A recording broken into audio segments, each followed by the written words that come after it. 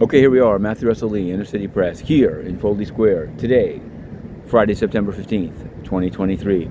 Now, we're covering all the cases down here in the federal courts, but in the state courts, there's supposed to be this Trump org case brought by Letitia James, the New York State Attorney General. It was supposed to begin October 2nd, but yesterday, in a very murky fashion, a judge of the First Department Appellate Division here in the state court system has put a stay on the case, as Trump has sued the trial court judge. This is also called the Supreme Court. Very confusing here in New York.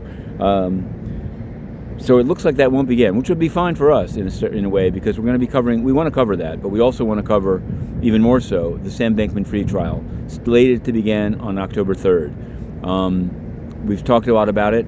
Crypto Creeps is out. Check it out. Those trials are coming. But in other crypto news, Mashinsky, maybe bigger news in terms of real news, Mashinsky of Celsius was arrested, but his co-defendant, Mr. Cohen-Pavon, very quietly on Wednesday pled guilty. There was no announcement of it by the prosecutors. It was just a quick appearance in court.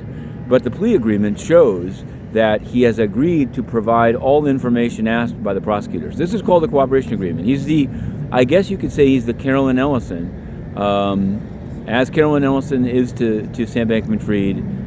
Cohen-Pavon is to Mashinsky. The question is, will Cohen-Pavon leak his Google Docs? I don't think they I don't think they were close like that. There are many tourists here in New York, and you can hear them quite behind me. It's also a little bit chillier. There's the weather portion.